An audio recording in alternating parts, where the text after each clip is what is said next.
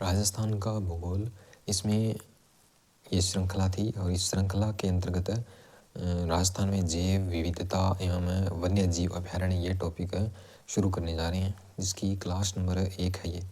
जिसकी class number 1 है। शायद 2 पार्ट बनेंगे और कंप्लीट हो जाएगा ये।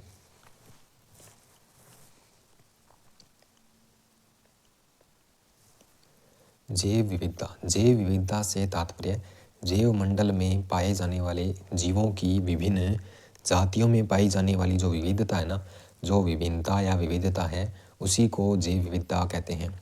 जैव विविधता शब्द का सर्वप्रथम प्रयोग, यानी कि जो ये जैव विविधता वर्ड है, इसका सबसे पहले प्रयोग किसने किया था? तो वाल्टर जी रोजेन ने किया था। वाल्टर जी रोजेन ने किया था। और जैव विविधता का जनक पूछे तो जैव विविधता का जनक किसे कहा जाता है? तो एडवर्ड ओ विल्सन था। जैव विविधता का जनक एडवर्ड ओ विल्सन था। जैव विविधता अधिनियम पूछे तो 2002 में। जैव विविधता अधिनियम कब पारित हुआ? 2002 में। 1992 में क्या हुआ? एक नैरोबी में एक जैव विविधता का सम्मेलन हुआ था। उसी सम्मेलन के आधार पर जो भारतीय संसद है, उसने 2002 में एक जैव विविधता अधिनियम 2002 पारित कर दिया और उसके तहत अक्टूबर 2003 में राष्ट्रीय जैव विविधता प्राधिकरण बना दिया। राष्ट्रीय जैव विविधता प्राधिकरण का निर्माण किया और इसकी स्थापना कहाँ की? तो इसकी स्थापना की आपकी चेन्नई में। इसकी स्थापना चेन्नई में की गई थी। और अंतर्राष्ट्रीय जैव विविधता दिवस कब मनाया जाता है? तो 22 मई को। अंतर्राष्ट्रीय जैव विविधता दिवस 22 मई को मनाया जाता है। 2023 की अंतर्राष्ट्रीय जैव विविधता दिवस है, उसकी थीम क्या थी? तो समझौते से कार्यवाही तक जैव विविधता का पुनर्निर्माण, ये इसकी थीम है। 2022 की अंतर्राष्ट्रीय जैव विविधता है, 2023 की है, 22 मई 2023 की। समझौते से कार्यवाही तक जैव विविधता का पुनर्निर्माण। From agreement to action build back biodiversity, ये इसकी थीम है। और जैव विविधता का अंतर्राष्ट्रीय वर्ष कौन सा है, ये पूछे तो 2010 को घोषित किया गया है। और जैव विविधता दशक पूछे तो 2011 से 2020 का जो समय है, जो ये दशक है, इसे जैव विविधता दशक घोषित किया गया है। तो अंतर्राष्ट्रीय वर्ष जैव विविधता अंतर्राष्ट्रीय वर्ष 2010 और अंतर्राष्ट्रीय जैव विविधता दशक है या जैव विविधता दशक, तो 2011 से 2020 का जो है उसे कहा जाता है।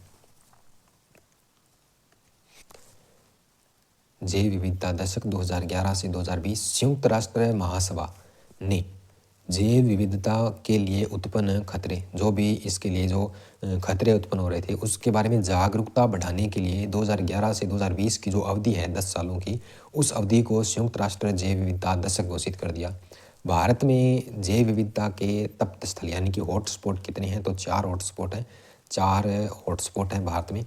एक तो पश्चिमी घाट है, एक हिमालय क्षेत्र और एक इंडो बर्मा और एक सुंदरलैंड। तो 4 हॉटस्पॉट हैं भारत में, इंडो बर्मा, सुंदरलैंड, पश्चिमी घाट और हिमालय क्षेत्र। और अपने राजस्थान में अगर बात की जाए तो एक भी हॉटस्पॉट नहीं है। एक भी हॉटस्पॉट नहीं है राजस्थान में। एक भी हॉटस्पॉट नहीं है अपने राजस्थान में। राजस्थान राज्य जैव विविधता बोर्ड, इसकी स्थापना कब की गई? भारत सरकार द्वारा जो अधिसूचित जैव विविधता अधिनियम 2002 था ना, उसी के प्रावधान के तहत राजस्थान राज्य जैव विविधता बोर्ड की स्थापना की गई। राजस्थान राज्य जैव विविधता बोर्ड की स्थापना की गई। कब की गई? 14 सितंबर 2010 को। 14 सितंबर 2010 को। राजस्थान जैव विविधता नियम, राजस्थान राज्य जैव विविधता अधिनियम 2002 की धारा 63(1) के तहत 2 मार्च 2010 को राजस्थान जैविक विविधता नियम 2010 से अधिसूचित किए गए। जो ये नियम है, ये 2010 में अधिसूचित किए गए। जैव विविधता का संरक्षण कितने प्रकार से हो सकता है? तो 2 प्रकार से हो सकता है। जैव विविधता का संरक्षण 2 प्रकार से हो सकता है। एक तो स्वस्थानीय, यानी कि जहाँ पर उनका प्राकृतिक आवास हो, उसके अंतर्गत। एक बहिस्थानीय, यानी कि प्राकृतिक आवास से बाहर।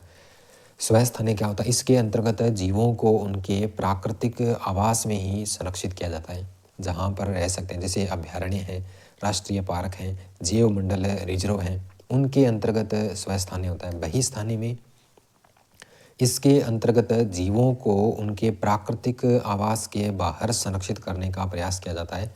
इसके लिए जंतुआलय वनस्पति उद्यानों की स्थापना की जाती है। जीवों के जर्म प्लाज्म को संरक्षित भी किया जाता है, जिससे राष्ट्रीय जीन बैंक दिल्ली 1996 में जो बना है, राष्ट्रीय जीन बैंक नई दिल्ली में स्थित है। तो प्राकृतिक आवासों से बाहर संरक्षित करने का प्रयास किया जाता है उनको, और उनके लिए जंतुआलय वनस्पति उद्यानों की स्थापना की जाती है, और उनका जो जीन्स वगैरह है उनको भी संरक्षित किया जाता है।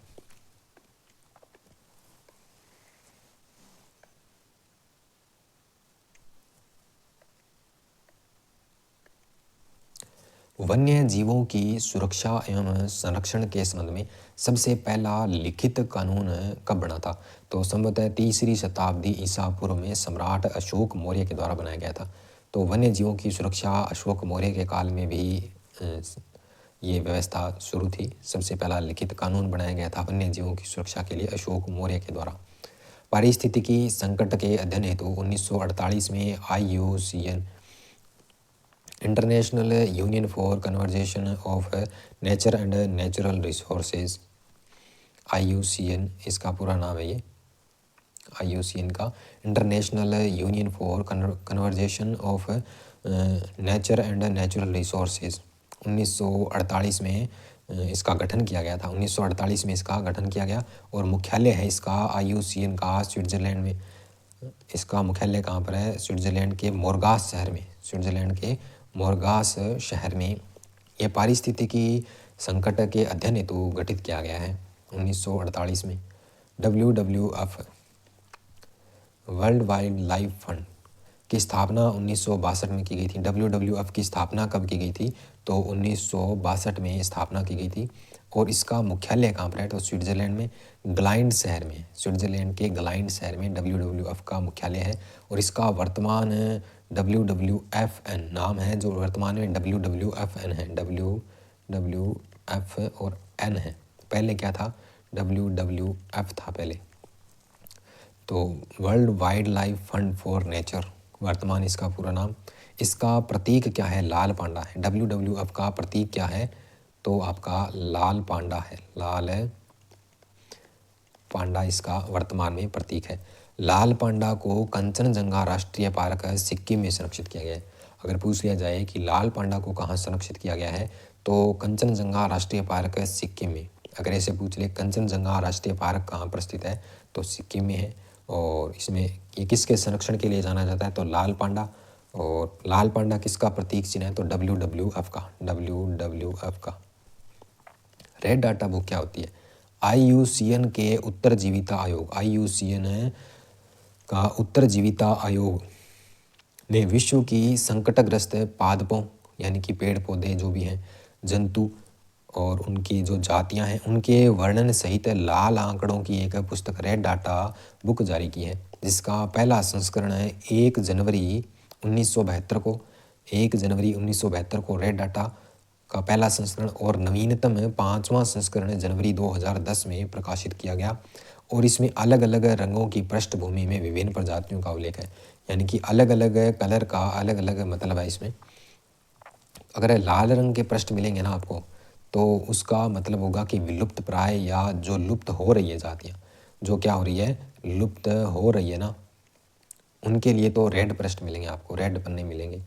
जिनके बचाव के लिए ज़्यादा ध्यान रखने की आवश्यकता है, जो लुप्त हो रहे हैं और उनके बचाव पर ध्यान देने की आवश्यकता है, तो वो लाल रंग के। सफ़ेद रंग के पृष्ठ होते हैं दुर्लभ जातियाँ, जो कुछ निश्चित स्थानों पर बहुत कम संख्या में है और जिनके बारे में आशंका है कि कहीं यह जाति समाप्त न हो जाए। जो दुर्लभ है, बहुत कम है, लुप्त हो रही है मतलब अपने आसपास देख रहे हैं अपने कि कम हो रही है, मतलब लगभग ठीक ठाक रेशियो है जो मिल रहे हैं। लेकिन सफ़ेद रंग के जो दुर्लभ स्थान पर फिक्स स्थान है, मान लीजिए पूरे देश में 10 जगह हैं, 2 जगह हैं, 1 जगह है, तो वो आपके सफ़ेद रंग के पृष्ठ हैं, उनके लिए रिजर्व्ड है। फिर पीले पृष्ठ हैं, पीले रंग के पृष्ठ हैं, ऐसी जातियाँ जिनकी संख्या बहुत तेज़ी से कम हो रही है, बहुत स्पीड से, जिसको अपनी महसूस हो रही है अपने को कि इनकी संख्या कम हो रही है, तो वो पीले रंग के पृष्ठों के अंतर्गत आएंगे। फिर आते हैं भूरे रंग के पृष्ठ। भूरे रंग के पृष्ठ भूरे रंग के पृष्ठ वे जातियां जिनके बारे में सही विवरण प्राप्त नहीं है, सही डाटा प्राप्त नहीं है, लेकिन आशंका है कि संख्या उनकी भी कम हो रही है। भूरे रंग का जो डेटा है वो सही प्राप्त नहीं हो रहा, हमें उसका डाटा सही नहीं है, डाटा सही नहीं प्राप्त है, लेकिन कम तो हो रही है उनकी, उनको भूरे रंग से। फिर हरे रंग के पृष्ठ वे जातियां जिनको बचा लिया गया है, उनकी संख्या भी बढ़ाई जा रही है, तो वो हरे रंग के पृष्ठ में ऐड किए जाते हैं। भारत में 18 जैव मंडल बायोस्फीयर रिजर्व हैं, उनमें से 12 को यूनेस्को ने विश्व प्राकृतिक धरोहर सूची में शामिल किया है। भारत में कुल 18 जैव मंडल रिजर्व हैं, यानी कि बायोस्फीयर रिजर्व हैं, उनमें से 12 को यूनेस्को ने विश्व विरासत, विश्व प्राकृतिक धरोहर घोषित किया है। यूनेस्को ने 18 में से 12 को विश्व प्राकृतिक धरोहर घोषित किया है। देश का सबसे बड़ा बायोस्फीयर रिजर्व है कच्छ का रण है, कच्छ का रण गुजरात है, गुजरात है भाई, कच्छ का रण गुजरात। 18 जैव मंडल, 18 जैव मंडल या बायोस्फीयर रिजर्व, उनमें से 12 को यूनेस्को ने अपनी विश्व प्राकृतिक धरोहर घोषित किया। देश का सबसे बड़ा बायोस्फीयर रिजर्व कच्छ का रण है, जो कहाँ पर स्थित है, गुजरात में स्थित है। राजस्थान में अगर आर्द्र भूमि की बात करें, वेटलैंड की बात करें, तो उसका क्षेत्रफल कितना है, लगभग आपका है 7,82,314, 7,82,314 हेक्टेयर है। राजस्थान में सर्वाधिक वेटलैंड वाला जिला कौन सा है, सर्वाधिक वेटलैंड है वो भीलवाड़ा, सर्वाधिक वेटलैंड वाला क्षेत्र है वो भीलवाड़ा में है, 6.94%, जो आपका 72,563 हेक्टेयर के अंतर्गत आता है, 72,563 हेक्टेयर में आता है। तो सर्वाधिक वेटलैंड की बात करें तो भीलवाड़ा में है सर्वाधिक।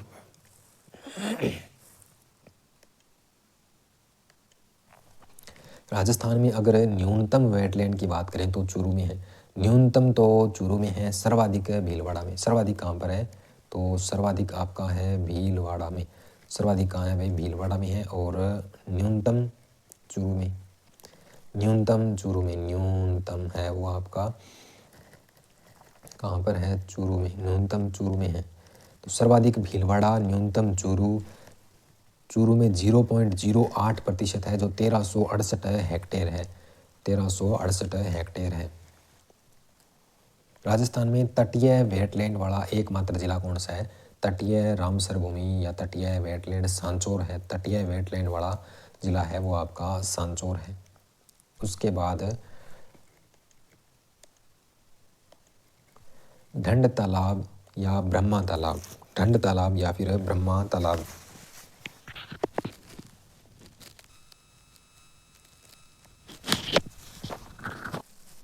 उदयपुर जिले की मेनार गांव में, उदयपुर जिले के मेनार गांव में स्थित ढंड तालाब है, और ब्रह्मा तालाब को ढंड ब्रह्मा वेटलैंड कॉम्प्लेक्स के नाम से वेटलैंड क्षेत्र घोषित किया गया है। तो ये एक वेटलैंड है, ढंड तालाब, ब्रह्मा तालाब, उदयपुर जिले के मेनार गाँव में स्थित है। राजस्थान वेटलैंड अथॉरिटी 10 अप्रैल 2018 को गठित की गई, और इसके अध्यक्ष कौन होते हैं, तो राजस्थान के वन एवं पर्यावरण मंत्री, इसके अध्यक्ष कौन होते हैं, वन और पर्यावरण मंत्री होते हैं। इसमें अध्यक्ष सहित 20 सदस्यों का प्रावधान किया गया, इसमें अध्यक्ष सहित 20 सदस्यों का प्रावधान किया गया है, और इसका मुख्य उद्देश्य राजस्थान में आर्द्र भूमि व झीलों के संरक्षण एवं प्रबंधन को प्रोत्साहित करना है। वेटलैंड अथॉरिटी का गठन 10 अप्रैल 2018 को गठित किया गया, और अध्यक्ष कौन होता है, वन और पर्यावरण मंत्री, 20 सदस्यों का प्रावधान अध्यक्ष के साथ में। और उद्देश्य क्या है इसका, आर्द्र भूमि और झीलों के संरक्षण एवं प्रबंधन को प्रोत्साहित करना इसका प्रमुख उद्देश्य है। फिर आते हैं रामसर अभिसमय स्थल। रामसर अभिसमय स्थल 2 फरवरी 1971 को ईरान के रामसर शहर में कैस्पियन सागर के तट पर एक सम्मेलन का आयोजन किया गया था, और उस सम्मेलन के तहत विश्व की आर्द्र भूमियाँ वेटलैंड्स को प्राकृतिक जैव विविधता स्थल मानते हुए उन्हें रामसर अभिसमय स्थल के रूप में संरक्षित करने का निर्णय लिया गया। उनको रामसर अभिसमय स्थल के रूप में संरक्षित करने का निर्णय लिया गया, और यह समझौता 1975 में अस्तित्व में आया। जिसमें भारत 1 फरवरी 1982 को शामिल हुआ। वर्तमान में 172 इसके सदस्य देश हैं। और स्थल का वह हिस्सा जो हमेशा जल से संतृप्त या जल में डूबा या जल से भरा रहता है वो आर्द्रभूमि कहलाती है। उसे क्या कहते हैं? अपने आर्द्रभूमि ही कहते हैं। विश्व आर्द्रभूमि दिवस 2 फरवरी। विश्व आर्द्रभूमि दिवस है 2 फरवरी। फरवरी आर्द्रभूमि, इसको आर्द्रभूमि से जोड़ना है। 2 फरवरी आर्द्रभूमि, विश्व आर्द्रभूमि दिवस 2 फरवरी। वर्ष 2023 की जो विश्व आर्द्रभूमि दिवस है उसकी थीम क्या थी? लोगों और प्रकृति के लिए आर्द्रभूमि। ये इसकी थीम थी, लोगों और प्रकृति के लिए आर्द्रभूमि। कार्यवाही, it's time for wetland restoration. Bharat में सर्वाधिक रामसर साइट वाला राज्य कौन सा है? अगर पूछ ले कि भारत में सर्वाधिक रामसर साइट कौन से राज्य में है तो तमिलनाडु में है। और भारत में जुलाई 2023 तक की स्थिति में कुल 75 रामसर अविस्मरणीय स्थल हैं। उनमें से 2 राजस्थान में, उनमें से 2 अपने राजस्थान में हैं। 75 रामसर स्थल हैं। ये अगर अपडेट हुआ, जो भी अपडेट होगा वो क्लास, ये पूरे लेक्चर कंप्लीट हो जाएंगे दोनों, उसके बाद में आपको एक अलग से पेज पर लिख के दे दिए जाएंगे, कोई अपडेट होगा वो। केवलादेव घना पक्षी विहार है एक तो राजस्थान में, और एक है सांबर झील। केवलादेव घना पक्षी विहार 1 अक्टूबर 1981 को घोषित किया गया था, केवलादेव घना पक्षी विहार। और सांभर झील को 23 मार्च 1990 को घोषित किया गया था रामसर स्थल। तो 2 रामसर स्थल है, एक तो 1990 में, एक कब घोषित किया गया है? 1990 में, और एक है आपका 1981 में। 2 वेटलैंड है, 2 रामसर वेटलैंड है, रामसर कन्वेंशन साइट है।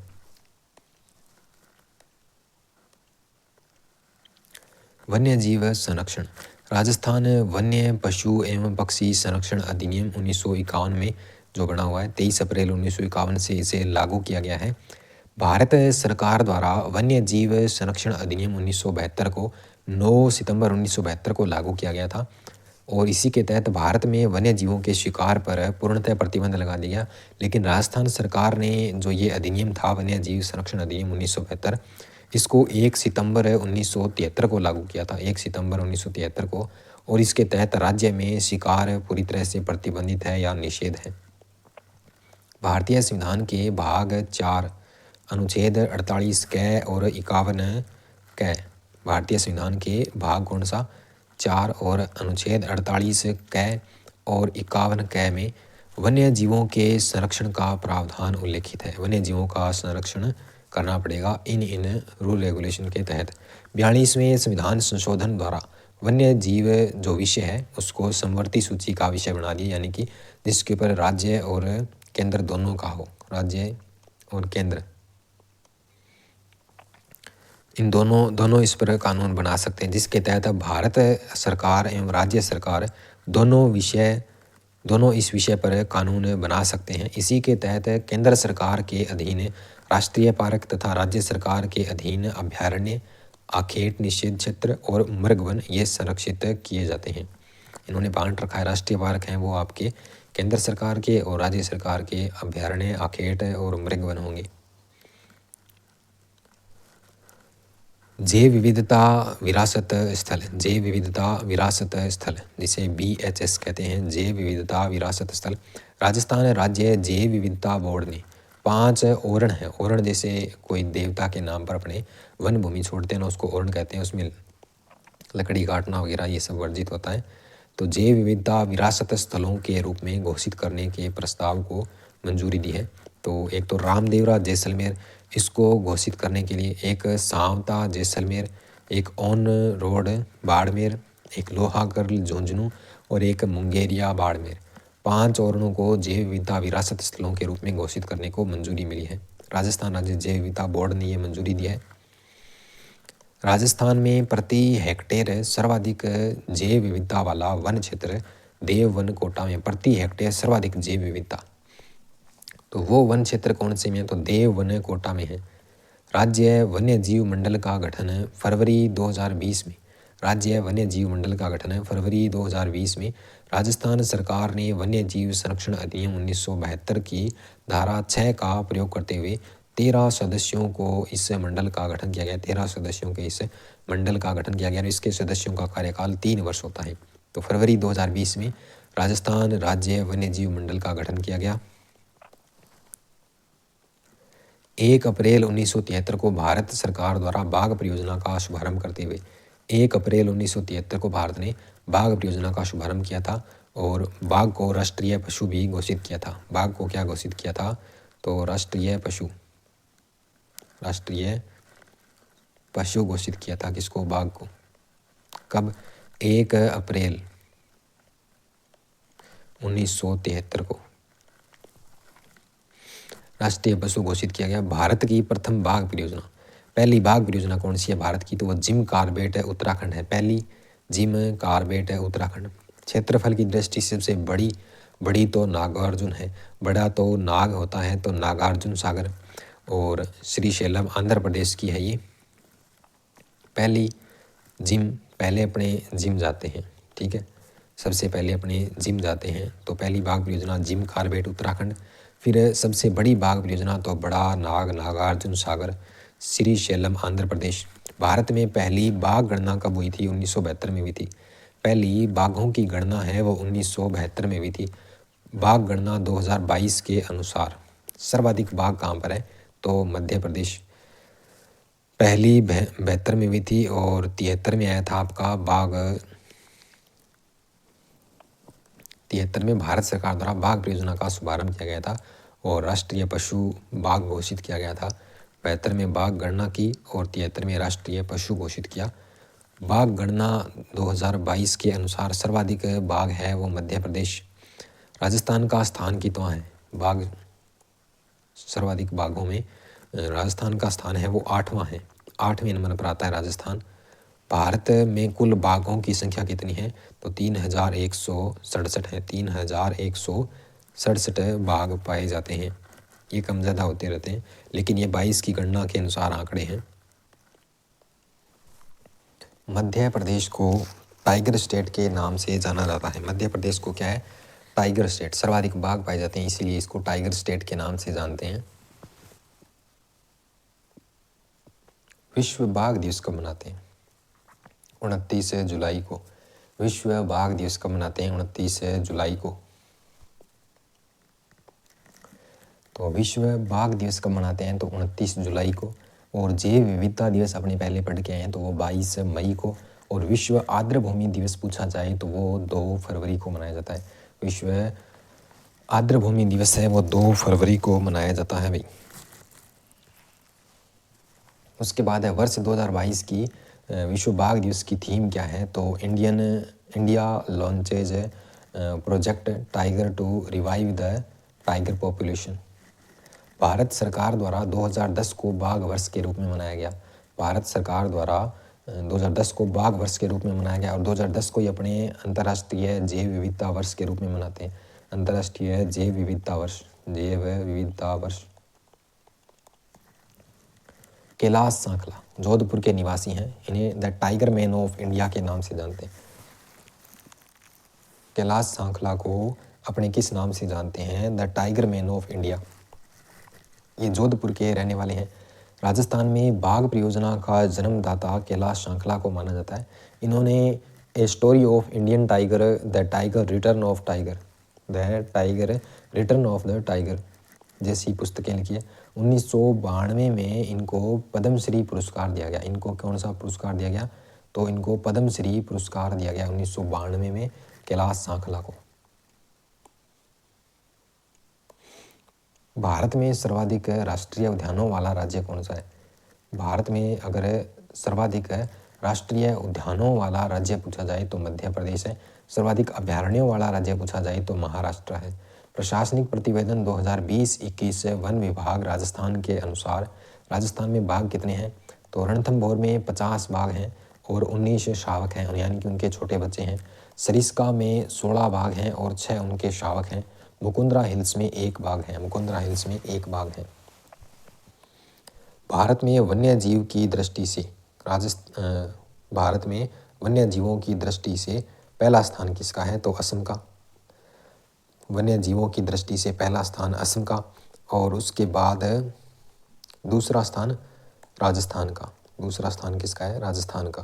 राजस्थान में सर्वाधिक अभयारण्यों वाला जिला, सर्वाधिक अभयारण्य किस जिले में है राजस्थान में? तो उदयपुर में सर्वाधिक है। और वन भी सर्वाधिक उदयपुर में है। तो उदयपुर में सर्वाधिक वन है तो वहाँ पर अभयारण्य भी होंगे। कुमट कमेटी,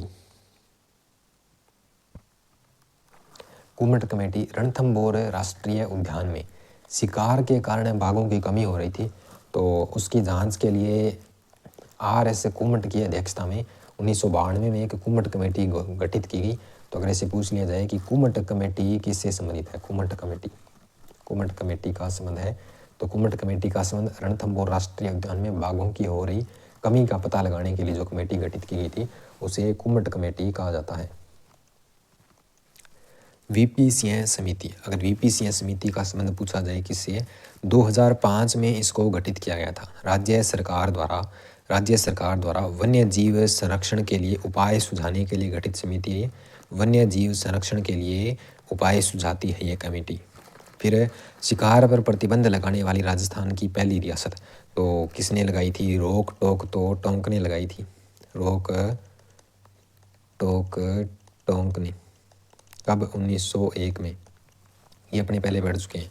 शिकार पर प्रतिबंध लगाने वाली राजस्थान की पहली रियासत टोंक रियासत थी। अधिनियम अलवर ने बनाया था, कानून जोधपुर ने बनाया था। ये सब पहले आ चुका है। राज्य की विषम परिस्थिति, विषम जलवायु, राज्य की विषम जलवायु और सीमित वन क्षेत्र होने के उपरांत भी राजस्थान में वन्य जीवों के संरक्षण के सतत प्रयासों के परिणाम स्वरूप देश विदेश से लाखों पर्यटक इन वन्य जीवों के स्वच्छंद विचरण, यानी कि ये जो खुले घूमते हुए जानवर हैं, उनको देखने के लिए राजस्थान के अभयारण्य और राष्ट्रीय उद्यानों में आते हैं। राजस्थान में 3 राष्ट्रीय उद्यान, 4 टाइगर रिजर्व और 26 अभयारण्य और 19 कंजर्वेशन रिजर्व संरक्षित क्षेत्र स्थित है। और इन सभी संरक्षित क्षेत्रों का क्षेत्रफल 13,301.64 वर्ग किलोमीटर है। इन सभी संरक्षित क्षेत्रों का क्षेत्रफल है 13,301.64 वर्ग किलोमीटर। तो राजस्थान में 3 राष्ट्रीय उद्यान है, 4 टाइगर रिजर्व है। 4 टाइगर रिजर्व है, वो 4 नहीं है, अब 5 हो चुके हैं। 5वां कौन सा? धौलपुर करौली। कौन सा? धौलपुर और करौली। धौलपुर करौली इसे संयुक्त नाम से बना हुआ है। तो 5वां टाइगर रिजर्व होगा और 26 अभयारण्य, ये अपडेट होगा, वो आपको लास्ट में बता देंगे। 19 कंजर्वेशन रिजर्व संरक्षित क्षेत्र। इन सभी संरक्षित क्षेत्रों का क्षेत्रफल 13,301.64 वर्ग किलोमीटर है। वन विभाग का वार्षिक प्रतिवेदन जारी होने के बाद कुछ नए कंजर्वेशन रिजर्व घोषित किए गए हैं, यानी कि वार्षिक प्रतिवेदन घोषित हो गया, उसके बाद कुछ नए घोषित किए हैं। तो जुलाई 2023 तक के आंकड़े इस बुक में हैं, उसके बाद के आपको अपडेट कर देंगे। राजस्थान में 27 कंजर्वेशन रिजर्व हैं, जुलाई जो 2023 तक हैं कंजर्वेशन रिजर्व के। राजस्थान में सर्वप्रथम 1 नवंबर 1955 को 4 क्षेत्रों को अभयारण्य घोषित किया गया था। वो निम्नलिखित हैं: सरिस्का अभयारण्य अलवर, दर्रा अभयारण्य कोटा, जैसमंद अभयारण्य सलूम्बर में है जो, वन विहार अभयारण्य धौलपुर। ये चारों को अभयारण्य घोषित किया गया था 1 नवंबर 1955 को। फिर 7 नवंबर 1955 को 3 और घोषित किए गए: सवाई माधोपुर में, राम सागर है धौलपुर में, केसर बाग है धौलपुर में। उसके बाद आता है चिंकारा।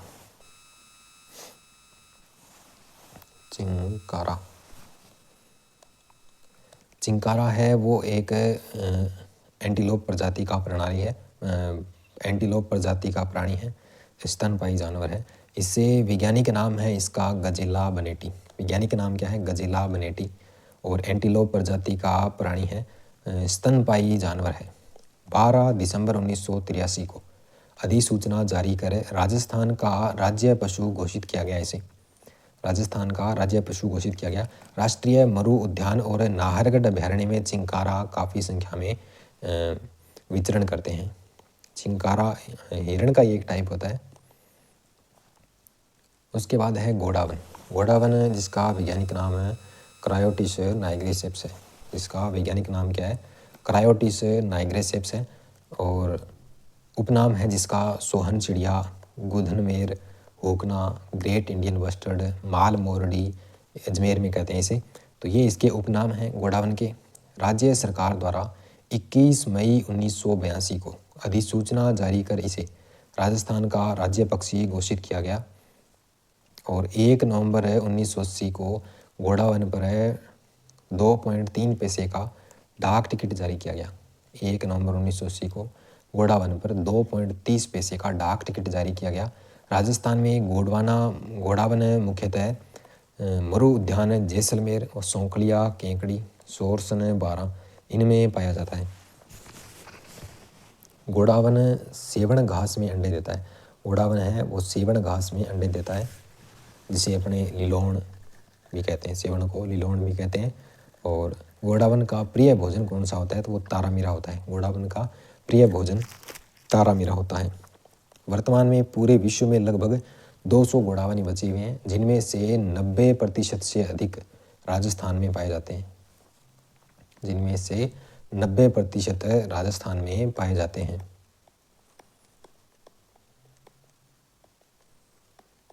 180, 200 में से 180 लगभग आपके राजस्थान में हैं। तो घोड़ावन को IUCN द्वारा गंभीर रूप से विलुप्त यानी कि CR, जिसे CR कहते हैं शॉर्ट में, विलुप्त प्राय, गंभीर रूप से विलुप्त प्राय प्रजातियों की सूची में क्या किया गया, शामिल किया गया घोड़ावन को IUCN द्वारा। प्रोजेक्ट ग्रेट इंडियन बस्टर्ड 2013 में चला था, जो 5 जून 2013 में चला था, घोड़ावन के संरक्षण के लिए चलाया गया था। राष्ट्रीय मरु उद्यान में इस प्रोजेक्ट को लॉन्च किया गया था। प्रोजेक्ट बस्टर्ड लॉन्च करने वाला राजस्थान देश का पहला राज्य है। घोड़ावन के संरक्षण हेतु भारत सरकार और भारतीय वन्य जीव संस्थान व राज्य सरकार के बीच त्रिपक्षीय समझौता हुआ था। जैसलमेर के सम क्षेत्र में घोड़ावन कृत्रिम प्रजनन केंद्र, आर्टिफिशियल हैचिंग सेंटर बनाया गया है। सम क्षेत्र में इसका आर्टिफिशियल हैचिंग सेंटर भी बनाया जा रहा है। और उसी के तहत 12 के सोरसन में एक कैप्टिव ब्रीडिंग सेंटर की स्थापना भी की जाएगी। कैप्टिव ब्रीडिंग सेंटर की स्थापना 12 में, और जो हैचिंग सेंटर है वो आपका सम जैसलमेर। घोड़ावन की संख्या घटने का कारण क्या है? घोड़ावन उड़ने वाले पक्षियों में सबसे भारी है, इसलिए ज़्यादा ऊंचाई तक नहीं उड़ पाता। ये उड़ते समय हाई टेंशन बिजली की तारों या पवन चक्कियों में उलझ जाता है, उसके कारण ये मर जाता है। मादा घोड़ावन एक बार में एक ही अंडा देती है, तो ये भी एक कारण हो सकता है। और वो भी बिना घोंसले के ज़मीन पर अंडे देना सेवण घास में, तो जोकर शिकारियों के दौरान या जंगली कुत्तों द्वारा नष्ट कर दिया जाता है, उसके कारण इनकी संख्या कम है। घोड़ावन प्रवासी पक्षियों की संरक्षण सूची में भी शामिल है। प्रवासी पक्षियों की संरक्षण सूची है, उसमें भी शामिल है। संयुक्त राष्ट्र पर्यावरण कार्यक्रम के तहत गांधीनगर गुजरात में 15 से 22 फरवरी 2020 को आयोजित 13वें कोप शिखर सम्मेलन में एशियाई हाथी, घोड़ावन, बंगाल फ्लोरिकन को विलुप्त हो रहे जीवों की अंतर्राष्ट्रीय सूची प्रवासी प्रजातियों के संरक्षण में शामिल किया गया। इसे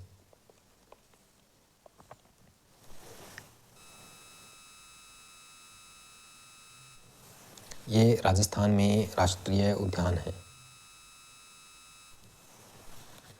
जो राष्ट्रीय उद्यान है तो वो तो 3 ही है। रणथंभौर राष्ट्रीय उद्यान जो सवाई माधोपुर जिले में स्थित है, 282.03 वर्ग किलोमीटर इसका क्षेत्रफल है, और इसे राष्ट्रीय उद्यान 1980 में घोषित किया गया था।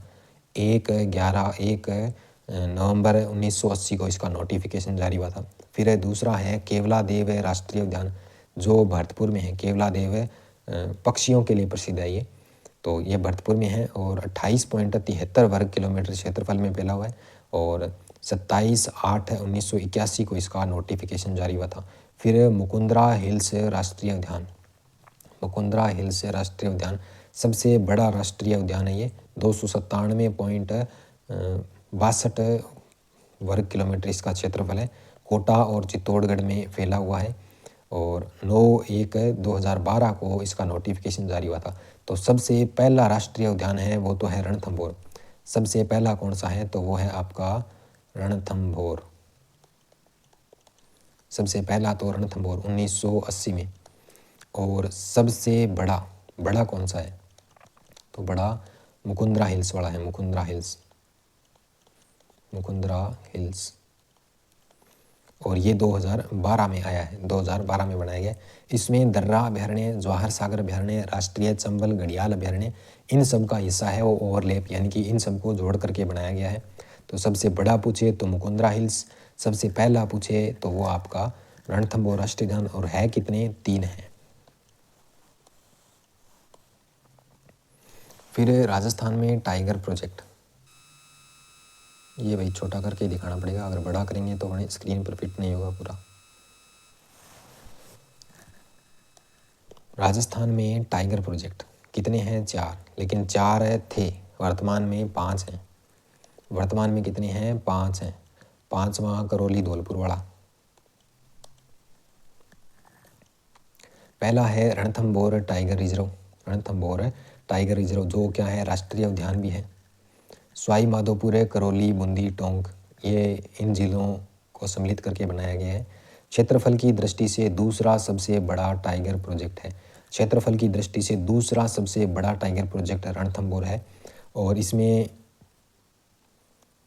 ये वैसे पूछते नहीं है इतना कि कौन कौन से पार्क को शामिल किया गया है, तो इतना याद रख सकते हैं। रणथंभौर टाइगर रिजर्व 1973, सवाई माधोपुर, करौली, बूंदी, टोंक, ये जिले इसमें शामिल हैं। और क्षेत्रफल की दृष्टि से दूसरा सबसे बड़ा टाइगर प्रोजेक्ट है ये, 1406.92 वर्ग किलोमीटर इसका क्षेत्रफल है। फिर दूसरा है सरिस्का टाइगर रिजर्व जो अलवर, जयपुर ग्रामीण और कोटपुतली, बहरोड, इन जिलों में फैला हुआ है।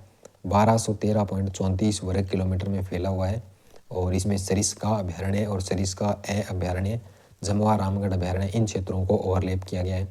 तीसरा है Mukundra hills tiger reserve, Kota, Jhalawar, Chittorgarh, ये वाले ज़िले इसमें शामिल हैं। बूंदी भी है साथ में। क्षेत्रफल की दृष्टि से सबसे छोटा टाइगर प्रोजेक्ट है ये, क्षेत्रफल की दृष्टि से सबसे छोटा, तो वो है आपका मुकुंदरा हिल्स टाइगर रिजर्व। चौथा है रामगढ़ विषधारी टाइगर प्रोजेक्ट, बूंदी, भीलवाड़ा, कोटा, इन जिलों में फैला हुआ है। और क्षेत्रफल की दृष्टि से सबसे बड़ा टाइगर प्रोजेक्ट है ये, क्षेत्रफल की दृष्टि से सबसे बड़ा रामगढ़, दूसरा बड़ा है वो आपका है रणथंभौर, और सबसे छोटा पूछा जाए तो मुकुंदरा हिल्स टाइगर रिजर्व है, वो सबसे छोटा है।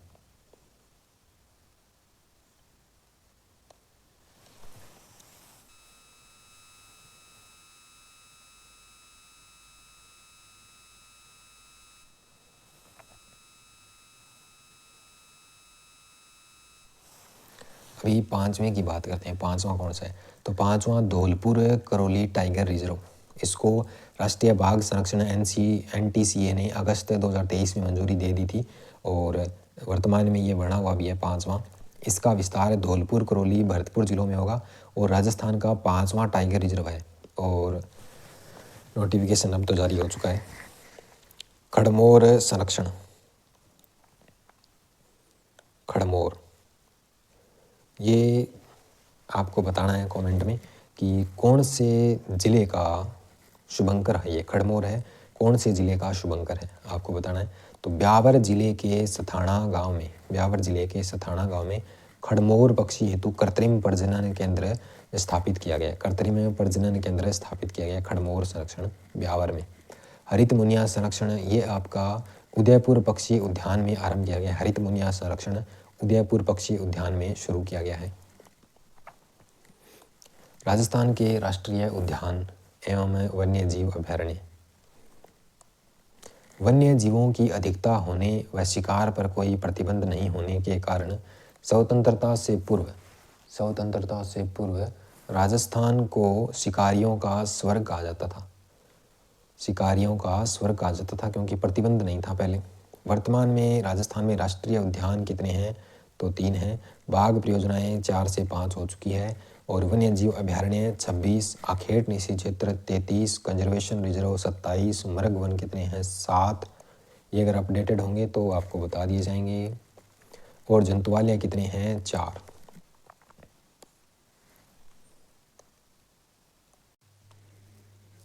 आगे का मैटर देखने से पहले अपने पहले वाले को अपडेट कर देते हैं।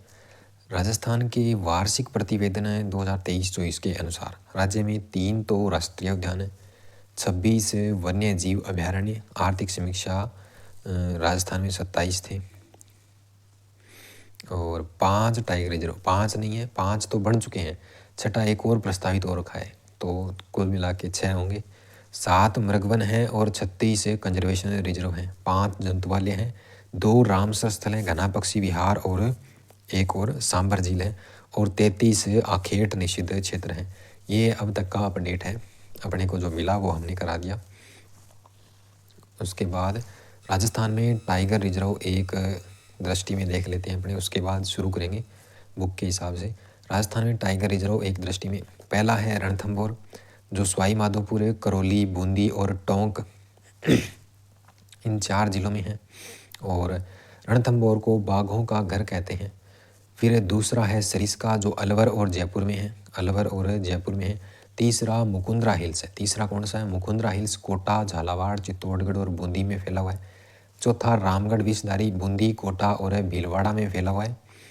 राज्य का चौथा और देश का 52वां रिजर्व था, ये 52वां टाइगर रिजर्व था। उसके बाद है धौलपुर का है, धौलपुर करौली, ये 5वां बड़ा है नया, जो राजस्थान का तो 5वां है और देश का 55वां है, देश का 55वां है। और छठा कुंभलगढ़ राजसमंद वाला है ना, वो प्रस्तावित है, जो 22 अगस्त 2023 को छठे टाइगर रिजर्व के रूप में कुंभलगढ़ बाघ अभ्यारण्य को सैद्धांतिक मंजूरी मिली है इसको। तो छठा कुंभलगढ़ राजसमंद है। और राजस्थान के राष्ट्रीय उद्यान देख लेते हैं एक नज़र में। तो पहला है एक तो रणथंभौर राष्ट्रीय उद्यान, जो सवाई माधोपुर में है, पहले देख चुके हैं अपने, जो 1980 में बना था। दूसरा है केवलादेव राष्ट्रीय उद्यान भरतपुर, जो 1981 में बना था। और मुकुंदरा हिल्स राष्ट्रीय उद्यान कोटा चित्तौड़गढ़ वाला, तो वो आपका 2012 में बना था। सबसे बड़ा ये है और सबसे पहला ये है, सबसे बड़ा तो ये वाला है। सबसे बड़ा कौन सा है? तो 289.11 वर्ग किलोमीटर, ये 200, बड़ा शायद मुकुंदरा वाला है। चलो देखते हैं। सबसे बड़ा मुकुंदरा वाला ही है और सबसे छोटा केवलादेव वाला है और पहला है वो रणथंभौर राष्ट्रीय उद्यान है। इस तरीके से है राष्ट्रीय उद्यान। शुरू करते हैं अपने राजस्थान के राष्ट्रीय उद्यान। राजस्थान के राष्ट्रीय उद्यान, राष्ट्रीय उद्यान केंद्र सरकार द्वारा संचालित होते हैं। राष्ट्रीय उद्यान किसके द्वारा संचालित होते हैं? सेंट्रल सरकार होती है, उसके द्वारा संचालित होते हैं। वर्तमान में राजस्थान में 3 राष्ट्रीय उद्यान है, 3 राष्ट्रीय उद्यान है। एक तो रणथंभौर, एक कौन सा? रणथंभौर, एक आपका केवलादेव और एक वो मुकुंदरा हिल्स वाला, एक मुकुंदरा हिल्स वाला। तो 3 राष्ट्रीय उद्यान है। भारत का सबसे बड़ा अगर राष्ट्रीय उद्यान की बात करें ना, तो वो लद्दाख है। लेह में हेमिस राष्ट्रीय उद्यान है, लद्दाख लेह का हेमिस राष्ट्रीय उद्यान है, तो भारत का सबसे बड़ा राष्ट्रीय उद्यान है। देश का सबसे छोटा राष्ट्रीय उद्यान है तो वो साउथ बटन है, बटन होता है वो सबसे छोटा होता है ना, तो उसी तरीके से साउथ बटन अंडमान निकोबार का देश का सबसे छोटा राष्ट्रीय उद्यान है। भारत का प्रथम राष्ट्रीय उद्यान जिम कार्बेट नेशनल पार्क है उत्तराखंड का, तो वो है। तो भारत का पहला, सबसे पहले कहाँ जाते हैं? जिम जाते हैं, तो जिम कार्बेट नेशनल पार्क है उत्तराखंड है। और इसका पुराना नाम हेली नेशनल पार्क है, जिसकी स्थापना 1935 में की गई थी। और नया नाम है इसका रामगंगा नेशनल पार्क है। नया नाम क्या है? रामगंगा नेशनल पार्क है। रणथंभौर राष्ट्रीय उद्यान, पहला राष्ट्रीय उद्यान शुरू करते हैं। तो रणथंभौर राष्ट्रीय उद्यान कहाँ पर है? सवाई माधोपुर में है। राजस्थान का प्रथम राष्ट्रीय उद्यान है और पहला ही टाइगर प्रोजेक्ट है ये। राजस्थान का पहला राष्ट्रीय उद्यान और पहला टाइगर प्रोजेक्ट दोनों ही रणथंभौर राष्ट्रीय उद्यान है। अभ्यारण्य के रूप में स्थापना 55 में हुई थी, टाइगर प्रोजेक्ट 73 में शुरू हुआ था और राष्ट्रीय उद्यान 80 में घोषित हुआ था। तीनों ही तारीखें याद रखने वाली है, 55, 73 और 1980। 55, 73, 1980। यह क्षेत्र रियासत काल में जयपुर के राजाओं का शिकारगाह था, यानी कि जयपुर के राजा यहाँ पर शिकार करने आते थे। रणथंभौर को भारतीय बाघों का घर कहते हैं। रणथंभौर को क्या कहते हैं? भारतीय बाघों का घर, land of the Indian tiger कहते हैं। यह अभयारण्य अरावली और विंध्याचल पर्वतमालाओं के संगम पर स्थित है। रणथंभौर राष्ट्रीय उद्यान एक साइड से अरावली और एक साइड से विंध्याचल पर्वतमाला, इन दोनों के संगम पर स्थित है रणथंभौर राष्ट्रीय उद्यान। राष्ट्रीय उद्यान का कुल विस्तार कितना है? तो इसका कुल विस्तार देखा जाए तो 282.03 वर्ग किलोमीटर है। 282.03 वर्ग किलोमीटर। क्षेत्रफल की दृष्टि से राजस्थान की दूसरी बड़ी बाघ परियोजना है ये। क्षेत्रफल की दृष्टि से दूसरी सबसे बड़ी बाघ परियोजना। पहला ही राष्ट्रीय उद्यान है, पहला राष्ट्रीय उद्यान और पहला ही टाइगर प्रोजेक्ट है ये। और दूसरा बड़ी बाघ परियोजना, राजस्थान की दूसरी बड़ी बाघ परियोजना है। रणथंभौर टाइगर प्रोजेक्ट में रणथंभौर नेशनल पार्क, सवाई माधोपुर अभयारण्य, सवाई मानसिंह अभयारण्य, केला देवी अभयारण्य और राष्ट्रीय चंबल घड़ियाल अभयारण्य का हिस्सा शामिल किया गया है। यह टाइगर प्रोजेक्ट सवाई माधोपुर, करौली, बूंदी व टोंक जिलों में 1406.92 वर्ग किलोमीटर में फैला हुआ है। 1406.92 वर्ग किलोमीटर में फैला हुआ है।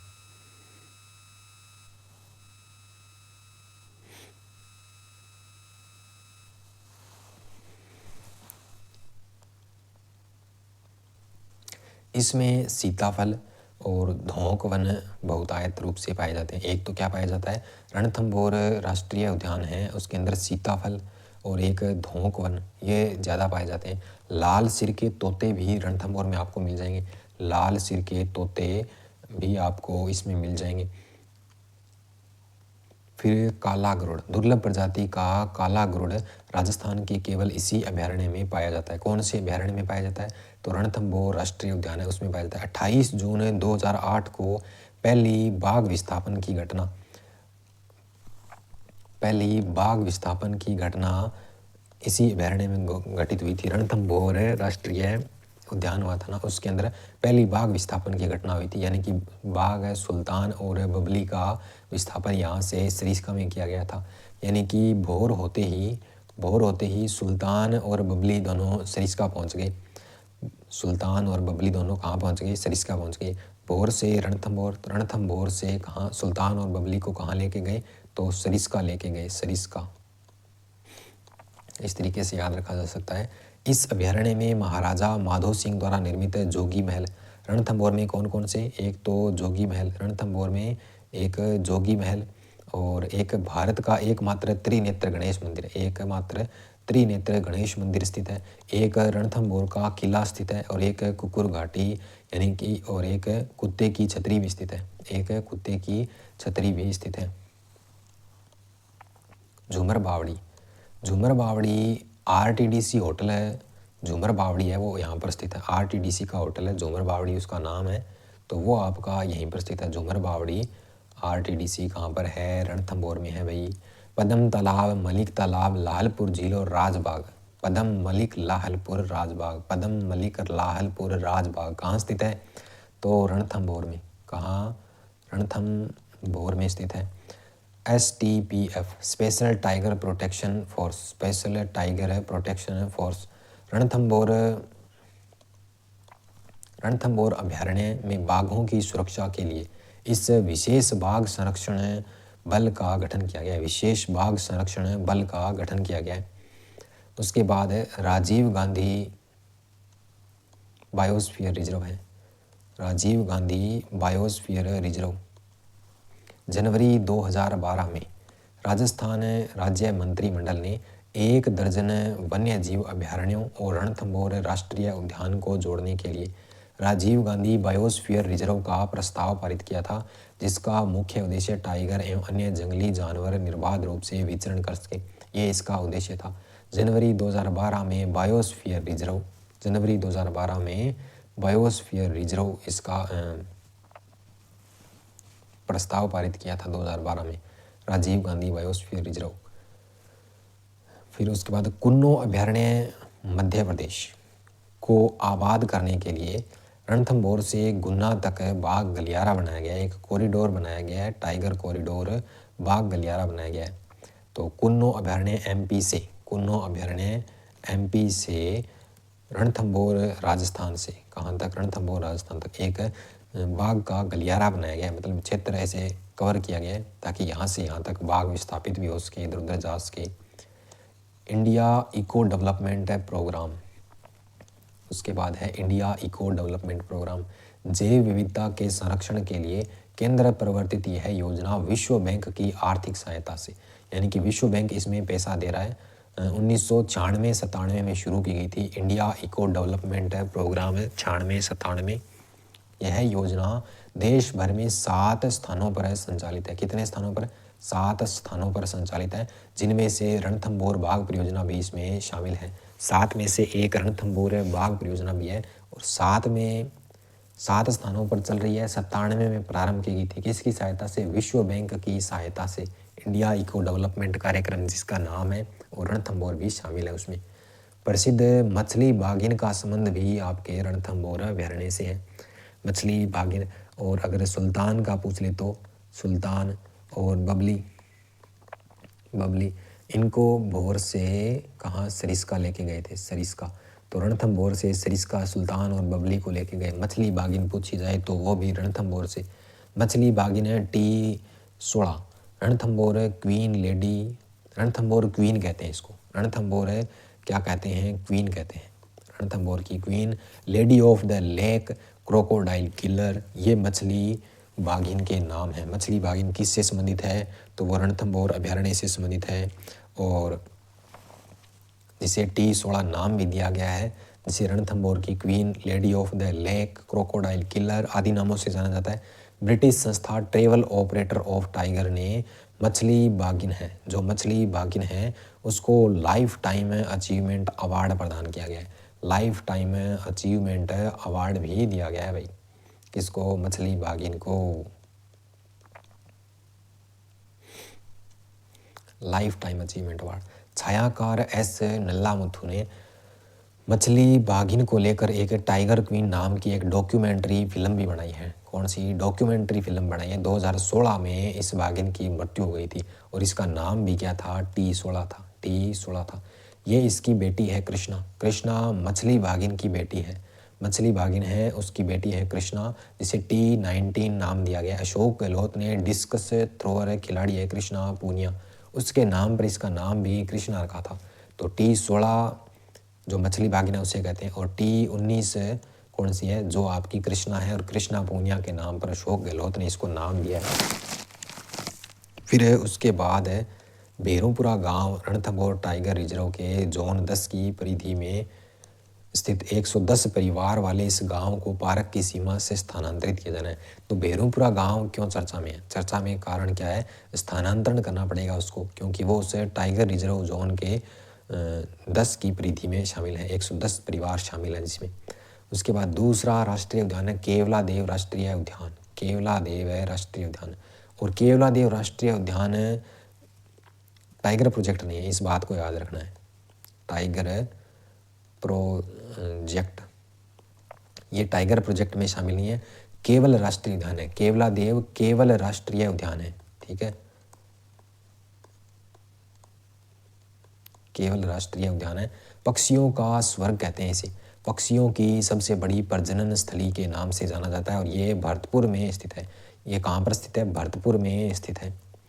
इसका निर्माण, जो ये आपका केवला देव राष्ट्रीय उद्यान है, इसका निर्माण तत्कालीन शासक थे भरतपुर के रहने वाले किशन सिंह। किशन सिंह ने स्विट्जरलैंड की झीलों के आधार पर इसका निर्माण कराया था। केवला देव से आप याद रख सकते हो, केवला देव किशन, कैसे केवला देव, कैसे किशन सिंह। किशन सिंह ने स्विट्जरलैंड की झीलों के आधार पर इसका निर्माण कराया। अभ्यारण्य के रूप में स्थापना 1956 में की गई थी। अभ्यारण्य के रूप में स्थापना है वो 1956 में की गई थी। अभ्यारण्य के रूप में स्थापना 1956 में की गई थी। राजस्थान का दूसरा राष्ट्रीय उद्यान है, पहला रणथंभौर, दूसरा केवला देव। 27 अगस्त 1981 को घोषित किया गया था, पहले को 1980 में घोषित किया गया था। ये 1981 में घोषित किया गया। यूनेस्को द्वारा विश्व प्राकृतिक धरोहर में शामिल राजस्थान का एकमात्र अभयारण्य। यूनेस्को की विश्व प्राकृतिक धरोहर सूची में शामिल राजस्थान का एकमात्र अभयारण्य है। 1985 में इसे शामिल किया गया था। कुल 59 वर्ग किलोमीटर क्षेत्रफल में से 28.73 वर्ग किलोमीटर क्षेत्र ही राष्ट्रीय उद्यान के अंतर्गत लिया गया है। राजस्थान का सबसे छोटा राष्ट्रीय उद्यान है ये। राजस्थान का सबसे छोटा राष्ट्रीय उद्यान है। सबसे पहला तो रणथंभौर है, सबसे पहला रणथंभौर है भाई। और सबसे छोटा केवलादेव है, सबसे छोटा केवलादेव। बड़ा कौन सा है तो मुकुंदरा हिल्स बड़ा होगा। यह अभयारण्य स्वर्णिम त्रिकोण पर्यटक परिपथ, स्वर्णिम त्रिकोण जो गोल्डन ट्रायंगल है ना, उसके ऊपर राष्ट्रीय राजमार्ग 21 पर अवस्थित है। वह राष्ट्रीय राजमार्ग 21 पर अवस्थित है।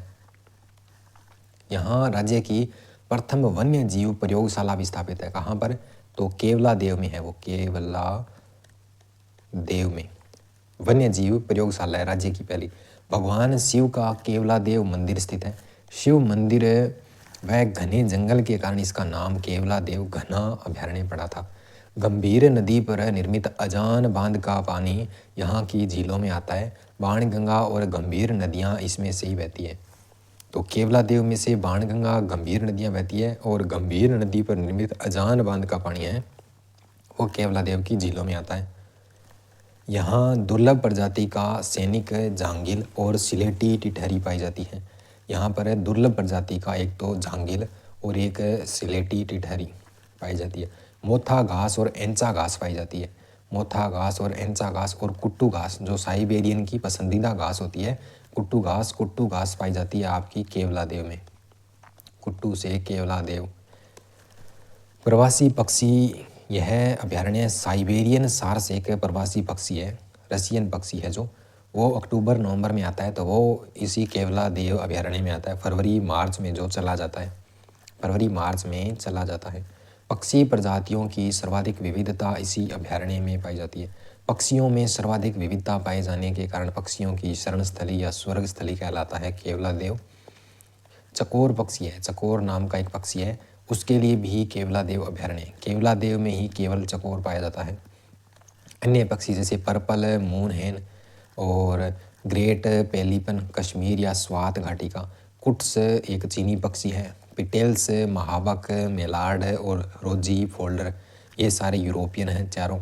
और उसके बाद ग्रे लेगूज साइबेरियन है, बार हेडेड ग्रीज साइबेरियन क्रेन जो अपने आता ही है, वाइट स्टार्क और मेडवल शावर्ल्स पेंटेड गेट वाला पोचार्ड टील्स आदि प्रवासी पक्षी इसमें आते हैं। लाल गर्दन के तोते, लाल गर्दन के तोते, वाइट ईगल, पेराग्रीन फाल्कन, स्पेरो होक, स्कोप उल्लू, लार्ज होक, लेपवीर आदि प्रवासी शिकारी पक्षी भी आते हैं। इसमें पॉइथन पॉइंट है, उस पर अजगर हैं, वो धूप सेकते आपको मिल जाएंगे। राजस्थान का दूसरा सरप उद्यान विकसित किया जा रहा है। पहला सरप उद्यान कहाँ पर है, कोटा में है। पहला सरप उद्यान कोटा में, दूसरा केवलादेव में, दूसरा केवलादेव अभयारण्य में इस राष्ट्रीय उद्यान में विकसित किया जा रहा है। यह अभयारण्य प्रसिद्ध पक्षी वैज्ञानिक डॉक्टर सलीम अली की कार्यस्थली भी रहा है। ये सलीम अली की कार्यस्थली भी रहा है। लाल गर्दन के तोते केवलादेव में और लाल सिर वाले तोते कहाँ पे पड़े थे अपने, लाल सिर वाले तोते तो वो रणथंभौर में थे, वो रणथंभौर में थे। लाल सिर वाले, लाल गर्दन वाले तो केवलादेव में हैं।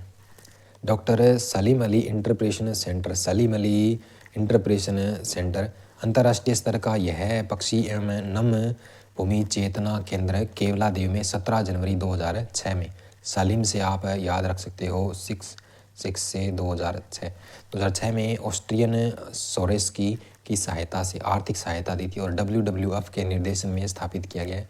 राजस्थान का प्रथम रामसर साइट नम भूमि वेटलैंड स्थल है। ये पहला रामसर साइट या नम भूमि वेटलैंड स्थल है। 1 अक्टूबर 1981 को शामिल किया गया था। रामसर भूमि अलग है, यूनेस्को विश्व विरासत सूची अलग है।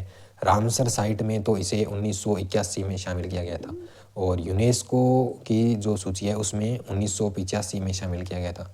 यूनेस्को 1985, रामसर साइट भूमि है 1981, दोनों अलग अलग याद रखने हैं। राजस्थान का दूसरा वेटलैंड है वो आपका सांबर झील को कहा जाता है, घोषित किया गया है। दूसरा वेटलैंड है वो सांबर झील, जयपुर ग्रामीण में, जयपुर ग्रामीण में उसको घोषित किया गया है। केवलादेव राष्ट्रीय उद्यान, wetland bird habitat conversation centre, Keoladeo राष्ट्रीय उद्यान को इस wetland birds habitat conversation centre के रूप में विकसित किया जा रहा है। इसके लिए जनवरी 2022 में WWF को नॉलेज पार्टनर के रूप में कार्य करने के लिए MOU यानी कि समझौता किया गया है। गोवर्धन ड्रेन योजना के तहत पाइपलाइन से केवलादेव में पानी भी लाया गया है। गोवर्धन ड्रेन योजना के तहत पाइपलाइन से केवलादेव में पानी लाया गया। प्रदेश की दूसरी संभावित बर्ड सेंचुरी बडोपल गांव है, हनुमानगढ़। बर्ड सेंचुरी कहाँ पर है? बडोपल। बर्ड सेंचुरी बडोपल गांव, वैसे बर्ड सेंचुरी वैसे बडोपल गांव, हनुमानगढ़। प्रदेश की दूसरी संभावित है ये। फिर तीसरा राष्ट्रीय उद्यान है मुकुंदरा हिल्स राष्ट्रीय उद्यान। कलर कौन सा लें जो दिखेगा इसके ऊपर आराम से, ये वाला ठीक है। मुकुंदरा हिल्स राष्ट्रीय उद्यान कोटा चित्तौड़गढ़, राजस्थान का तीसरा राष्ट्रीय उद्यान और सबसे बड़ा राष्ट्रीय उद्यान यही है, जो 297.62 वर्ग किलोमीटर में विस्तृत है। विंध्याचल पर्वतमालाओं में अवस्थित है, श्रृंखलाओं में स्थित है। पुराना नाम दर्रा अभयारण्य था इसका, और 1 नवंबर 1955 से इसे अभयारण्य घोषित किया गया। और तीसरा राष्ट्रीय उद्यान है ये राजस्थान का, जो 9 जनवरी 2012 को नोटिफिकेशन जारी कर इसे राष्ट्रीय उद्यान का दर्जा 12 में दिया गया और टाइगर प्रोजेक्ट का दर्जा 13 में दिया गया था। टाइगर प्रोजेक्ट का दर्जा है तो वो 2013 में, और तीसरा टाइगर प्रोजेक्ट है, ये तीसरा टाइगर प्रोजेक्ट है को बाघ परियोजना का दर्जा दिया गया। टाइगर प्रोजेक्ट कोटा, बूंदी, झालावाड़, चित्तौड़गढ़ इन सब का क्षेत्रफल शामिल किया गया और तीसरा टाइगर प्रोजेक्ट बना दिया और तीसरा राष्ट्रीय उद्यान भी बनाया गया। क्षेत्रफल की दृष्टि से राजस्थान का सबसे छोटा टाइगर प्रोजेक्ट भी यही है। 2003 में इसका नाम राजीव गांधी नेशनल पार्क प्रस्तावित किया गया था। 2006 में वसुंधरा राजे की सरकार ने इसे मुकुंदरा हिल्स वन्य जीव अभयारण्य नाम दिया। 2003 में राजीव गांधी कर दिया गया, 2006 में मुकुंदरा हिल्स। घड़ियाल व सारस काफ़ी संख्या में इस अभयारण्य में मुकुंदरा हिल्स में घड़ियाल और सारस पाए जाते हैं। पुरातात्विक दृष्टि से महत्वपूर्ण है। आदि मानव के शैल चित्र दर्रा अभयारण्य मुकुंदरा हिल्स में पाए गए हैं और इसमें आमर, झामरा, अमझार और तलाई, बोडा, रामसागर आदि स्थानों पर अवलोकन स्तंभ यानी कि ओदियाँ बनी हुई है अवलोकन करने के लिए। नदियाँ आहू और काली सिंध नदियाँ इसमें से होकर बहती है मुकुंदरा हिल्स से। अबली मिनी का महल है तो वो कोटा में स्थित है तो वो इसी में आएगा। हड़ौती के शासक मुकुंद सिंह द्वारा अपनी पासवान अबली मिनी के लिए निर्मित महल है। राजस्थान का छोटा ताजमहल, दूसरा ताजमहल, हड़ौती का ताजमहल कहते हैं इस अबली मिनी के महल को। और इस अभयारण्य में रावठा महल, गागरोन का किला, गुप्तकालीन मंदिर, भीम चंवरी स्थित है, बाडोली का शिव मंदिर स्थित है और गागरोनी तोता पाया जाता है। इसमें गागरोनी तोता पाया जाता है। भाई कौन सा तोता? गागरोनी तोता, जिसका वैज्ञानिक नाम अलेक्जेंड्रिया पैराकीट है, जो पद्मिनी रखा करती थी। यह अभयारण्य गागरोनी तोते के लिए प्रसिद्ध है। अन्य नाम है हीरामन तोता, टुहिया तोता, हिंदुओं का आकाशलोचन कहते हैं जिसे। मानव के आवाज़ ही की हूबहू नकल कर लेता है, ये मानव की आवाज़ की जैसी हूबहू नकल कर लेता है। विशेष बाघ संरक्षण बल, ये एक टास्क फोर्स है, STPF कहते हैं जिसे। रणथंभौर के बाद अब सरिस्का व मुकुंदरा हिल्स टाइगर रिजर्व में भी बाघ संरक्षण हेतु इसे स्थापित किया गया STPF। उसके बाद वन्य जीव अभयारण्य, ये पढ़ेंगे अपने नेक्स्ट पार्ट में, 2 नंबर पार्ट में, और 2 नंबर में इसको कंप्लीट कर देंगे। अगर वीडियो पसंद आया हो तो वीडियो को लाइक करें और चैनल को क्या करोगे आप? सब्सक्राइब ज़रूर करोगे भाई।